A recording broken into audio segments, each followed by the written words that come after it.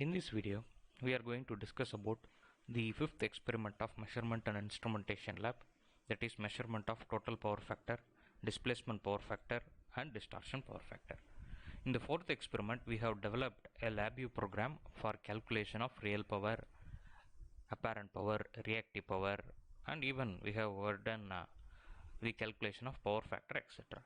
There we have fundamentally assumed that the shape of the acquired signal is going to be sine wave. But we have seen in the previous experiments that if there are power electronic components or nonlinear loads available in our system, then the shape of the waveform will not be pure sinusoidal and it will have several harmonic components. So whenever we have harmonics, the concept of power factor itself is a little bit different. In fact, it consists of three things, that is true power factor or total power factor, displacement power factor which corresponds to power factor of fundamental component, and distortion power factor which takes care of the harmonic components. Okay. So in this experiment we will be developing a LabVIEW program for calculation of these three power factors. Okay. So before moving into the development of program, let us see the fundamental formulas associated with these power factors. I will also try to explain how these formulas have been obtained. Okay. So first thing is the average power that we know, that we have calculated in our previous experiment. If you know the instantaneous value of voltage and current, then we can calculate average power using the formula, that is 1 by n summation of k is equal to 0 to n v of k I of k. Okay. Next, see, assuming that we are starting from 0, the summation limit should be n minus 1. Okay. Next is the total power factor or true power factor, which is obtained by Vf total equal to real power divided by apparent power.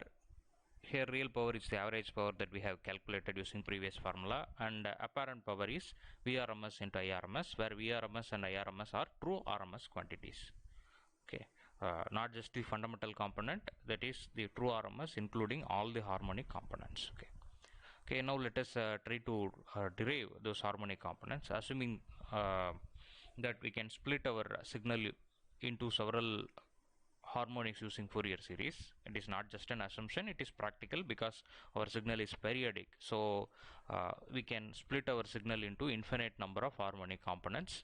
So first let us consider the voltage signal V of t. This can be represented as summation of several harmonic components k equal to 1 to infinity Vk sine some k omega naught t plus del k. Del k is the phase of voltage.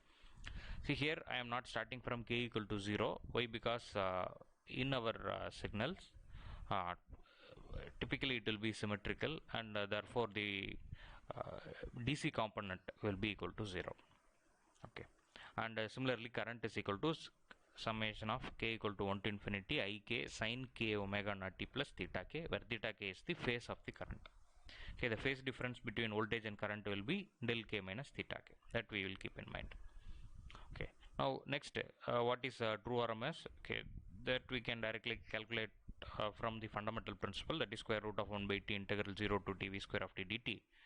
But the same can be expressed in terms of the harmonic components, that is summation of k equal to 0 to infinity vk square divided by 2, or we can write summation of k equal to 1 to infinity vk RMS square, where vk are the RMS. Vk RMS is the RMS of kth harmonic. If you put k equal to 1, that means it is the RMS of fundamental component, k equal to 2 in the sense RMS of second component, and so on. Okay. Similarly current harmonic also. Current RMS can also be represented. Now the total power can be represented as P average is equal to summation of k equal to 1 to infinity using these fundamental components, that is Vi cos phi for each and every harmonic component. So therefore Vk RMS, Ik RMS cos del k minus theta k, which can be represented as the average power of fundamental components, average power of second order harmonic, average power of third order harmonic, and so on. Everything if you add together, then we will get this average power. Okay. Now there is a term called total harmonic distortion, okay, which is represented by square root of summation of k equal to 2 to infinity Vk RMS square divided by V1 RMS. Okay, see, it is an indicator of amount of harmonic content present in a signal. Similar to voltage, we can also derive the total harmonic distortion for current, which is a square root of k equal to 2 to infinity Ik RMS square divided by I1 RMS. So if you observe this total harmonic distortion, we can see that it is some percentage of higher order harmonic component present with respect to the fundamental component. Okay. Okay. So the true power factor is given by your total real power, that is P average divided by V RMS into I RMS. Okay. So this P average divided by this V RMS I RMS I can represent in terms of the total harmonic distortion, that is V1 RMS into I1 RMS into square root of 1 plus THT by 100 whole square into square root of 1 plus THT by 100 whole square. First THT is for voltage, second THT is for current. Okay, for sake of convenience, let me write P average by V1 RMS I1 RMS as separate. So this particular term, this is called displacement power factor, and the second term is called distortion power factor, which is a representative of power factor variation due to the harmonic components. Okay. See, if we start from first principle, we can calculate the average power directly. Okay. And if we know the amplitude of the signal, then we can calculate the fundamental RMS. Okay, assuming since we are assuming sine wave, the fundamental RMS is equal to our amplitude divided by root 2, that is 0.707 into our amplitude. So there, so from which we can calculate in reverse, that is power factor distortion is equal to our power factor total divided by power factor displacement. Okay. Now let us develop a LabVIEW program for it. Okay. We are going to generate harmonic voltage as well as current signals. Okay. So let us use simulate signal block in at the frequency be 50 Hertz. Okay.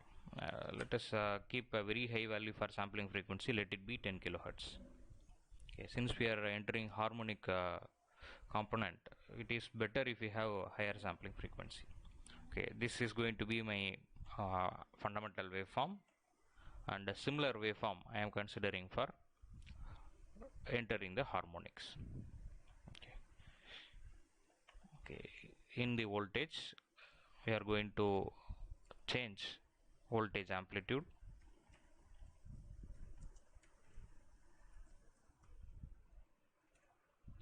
and we are going to change voltage phase,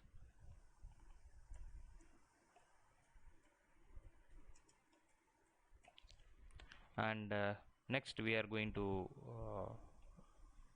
we may externally set the frequency, fundamental frequency.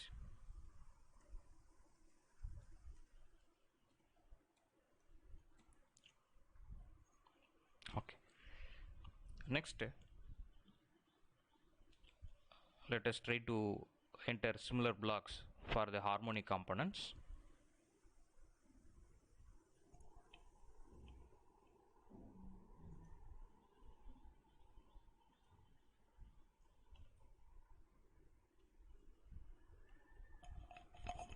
And so while entering harmonics, we may need that harmonic frequency.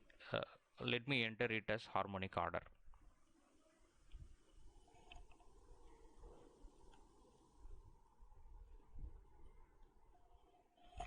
If I enter some order, that order into the fundamental frequency, that will give the harmonic frequency. Okay. Let us set frequency equal to 50, and even we will make it default. You just right click on the block and under data operation make current value default. By default it will become 50. Let us connect those blocks.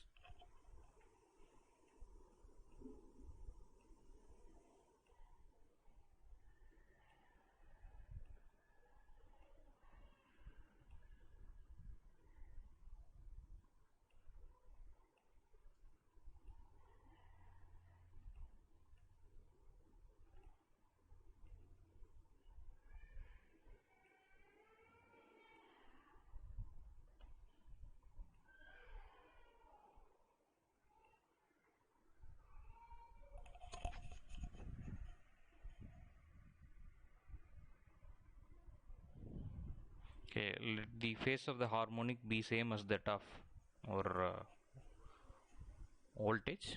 So I am using the same block, and the harmonic frequency is equal to harmonic order into fundamental frequency.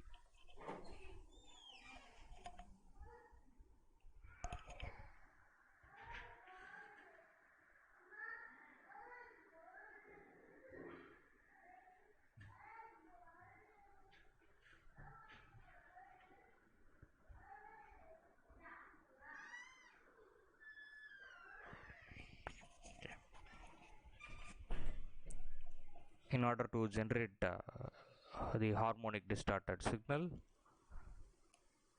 let us add these two blocks. So the resultant will be harmonic affected voltage signal. In order to view the block, let us use a waveform graph.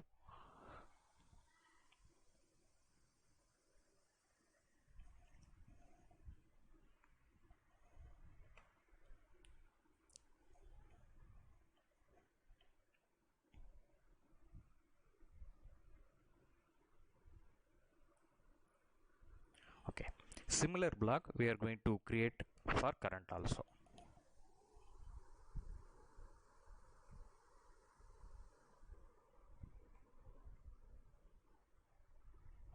So I am just copy pasting it.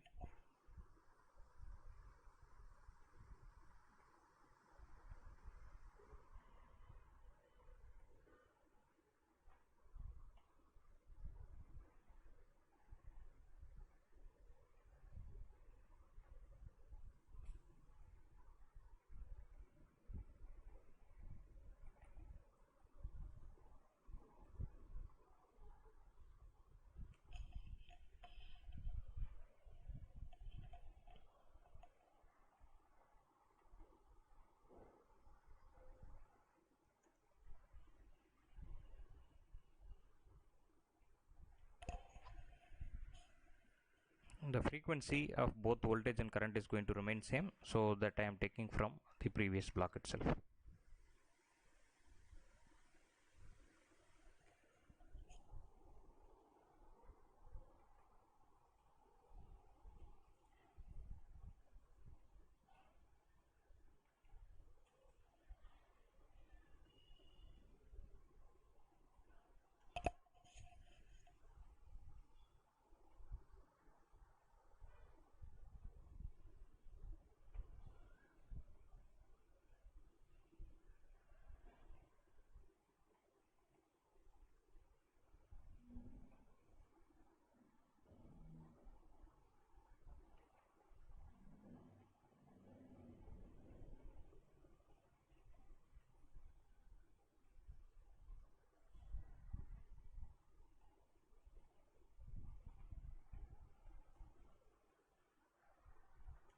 Let us create another waveform graph for displaying current. I think rather than using separate graph, in order to compare it, let us plot them in the same graph.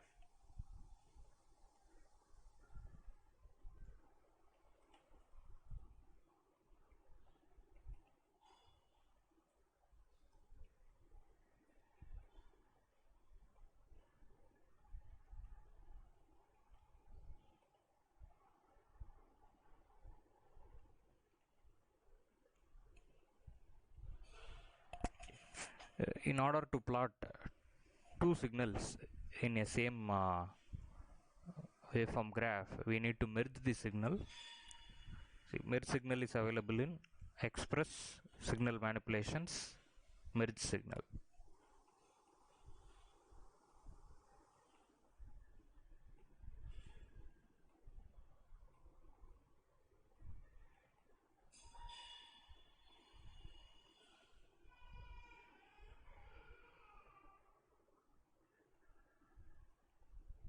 Okay, so now we are getting the waveforms correctly.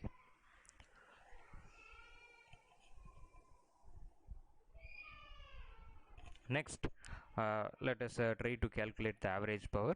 This part is same as that of our fourth experiment, so I am going to do it in a faster manner.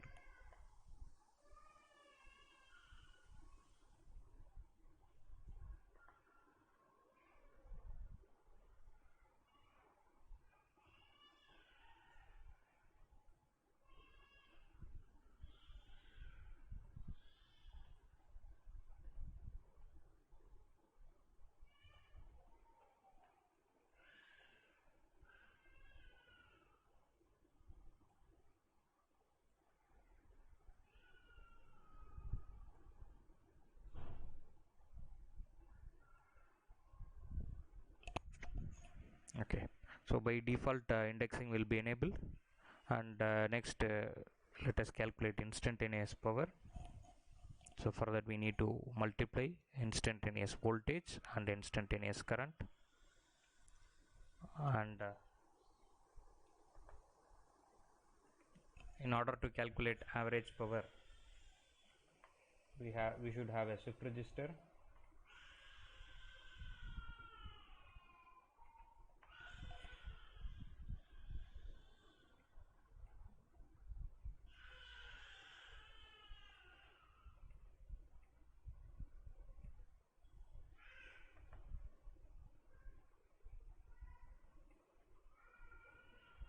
Okay, so this will add all the instantaneous power. If I divide it by the total number of elements, then we will get average power.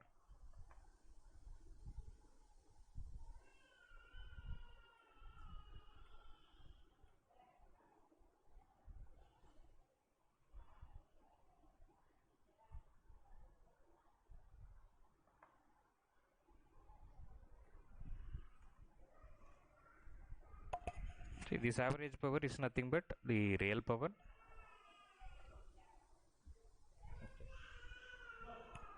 So next let us evaluate the RMS values of both voltage and current. So for that I am going to use the block basic DC RMS.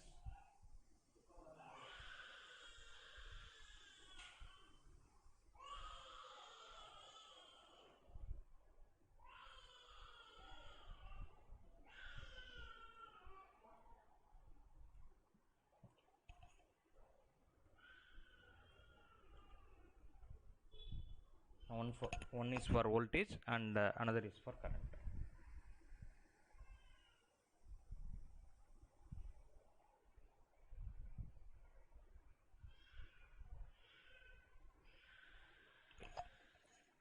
See, right click on the block and choose polymorphic VA selector, and that ensure that you have one channel.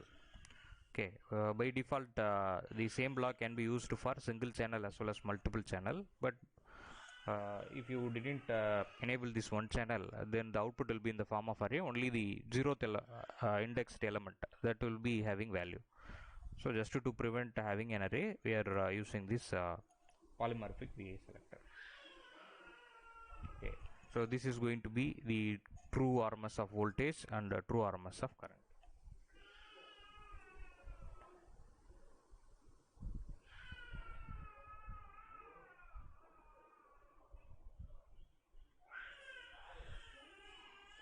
If we multiply both the true RMS, we will get the apparent power.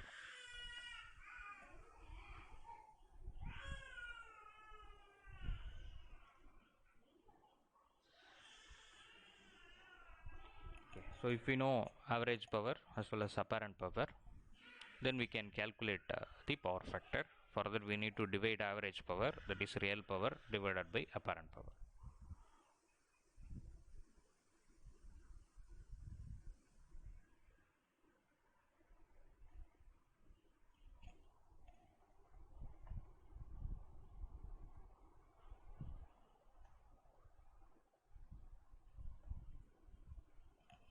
This is going to be true power factor. Okay. Next, if we have if we know the fundamental component RMS value or amplitude value, then we can calculate a displacement power factor.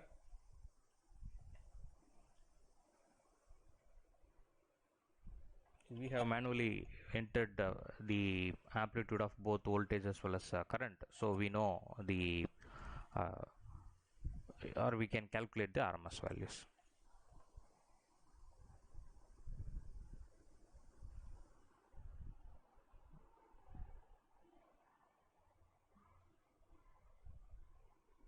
Okay.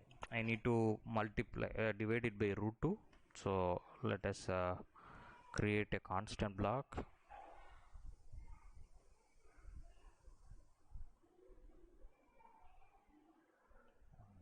square root.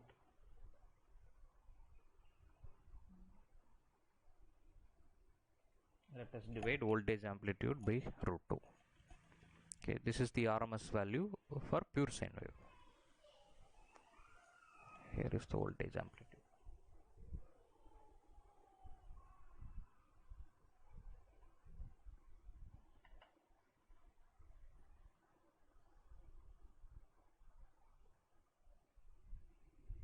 let me select all blocks in order to arrange it neatly. And if you press Control A, all the blocks will be selected, and if you press Control U, everything will be arranged in a neat fashion.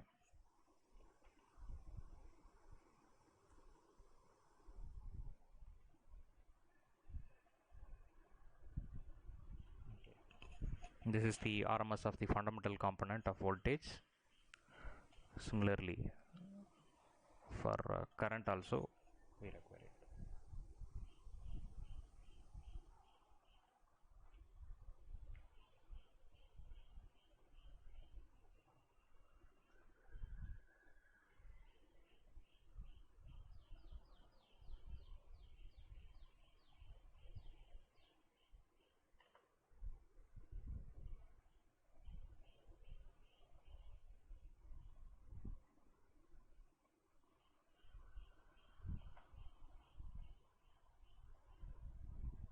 If you multiply both the fundamental component, that is V1 RMS and I1 RMS, then we will get the apparent power for the fundamental component, and real power divided by this apparent power, that is apparent power of the fundamental component, that is going to be the displacement power factor.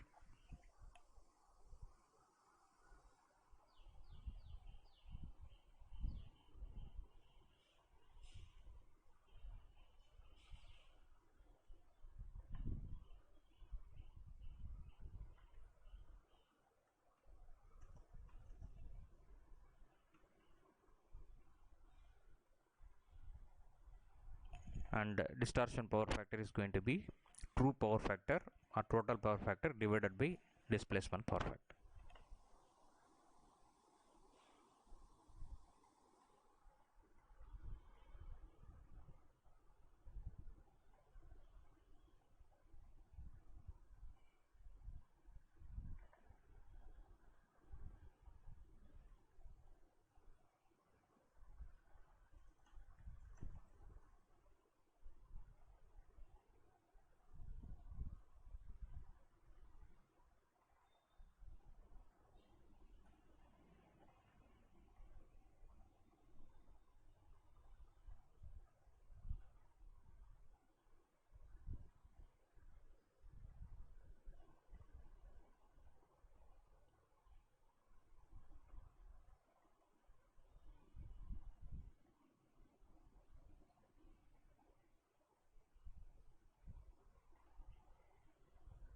If we want to see the instantaneous power, let us create an XY graph. I am creating XY graph here rather than a waveform graph because if we remove this timestamp, all the time related information will be lost. Only the amplitude data in the form of that is y-axis component in the form of array will be available. Okay, so then we need to externally give the x-axis data that we can generate in for loop.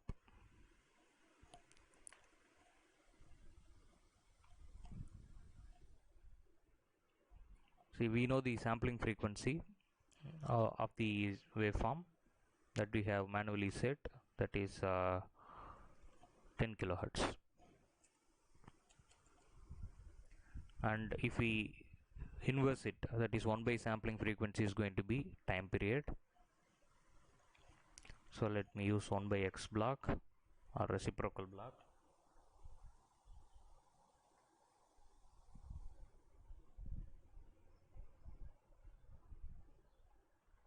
And if I multiply with the iterating variable I, then I will get the time data.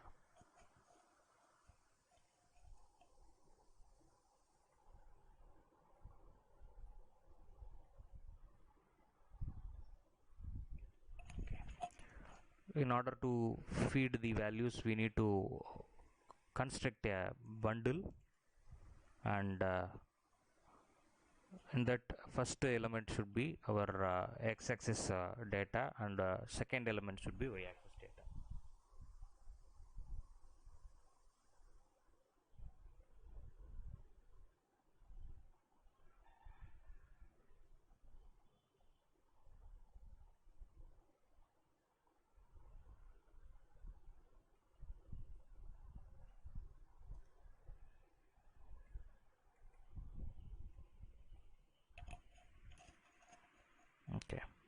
So let us run the program.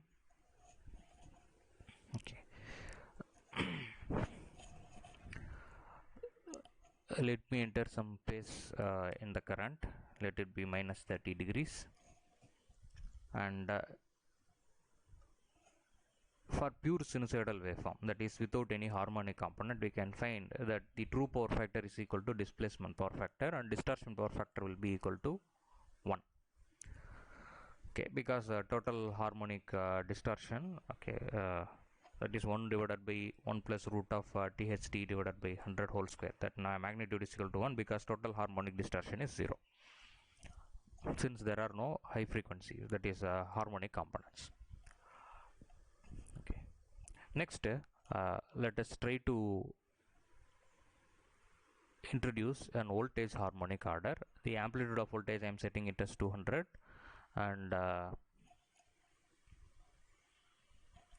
voltage harmonic order, let me introduce third order harmonics, and the amplitude of the third order harmonics, let it be some 10 percentage. Okay, in fact it should be less than 10 percentage.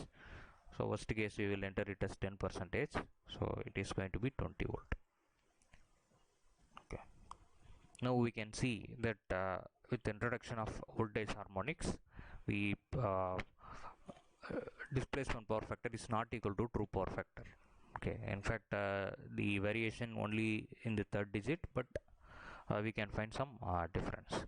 Let us introduce current harmonic also. Let me introduce a third order current harmonic, and the current harmonic amplitude, let it be 1 ampere, 10 percentage. So now there is a significant difference in the second digit. Okay. So with the increase in the harmonics, the true power factor is completely different from the power factor calculated from the fundamental component. Okay, so this we should keep in mind. For the record, okay, you note down the value of power factor calculated for different harmonic orders. Okay, let us change the harmonic order to 5. Okay, now you see the shape of the sine wave itself is completely different, and there is some reasonable difference in the power factor. So if we are sticking on to the pure sine wave assumption, then our assumption of power factor itself is completely wrong, and if we are using the formula VI cos phi using the fundamental component alone, then we will be in trouble. That means we will lose all the we will have error in the measurement of real power. Okay, so a good method is to go from the first principle that will give the real power even in the presence of harmonics, and even the RMS that is even the apparent power calculation has to be done from the true RMS values. Then our calculation will be good. Even power factor measurement will also be correct. Okay, so the main purpose of this experiment is to introduce you with the different notations of power factors. So what we should keep in mind is, if there is a pure sine waveform, then whatever power factor we have seen in our previous course is extremely valid. But if the shape of the waveform is distorted, or it contains some harmonic components, then the power factor itself consists of two factors, that is displacement power factor and distortion power factor. Distortion power factor takes care of the harmonic component, and displacement power factor, to some extent, it is dealing with the power of the fundamental component. Okay, thank you.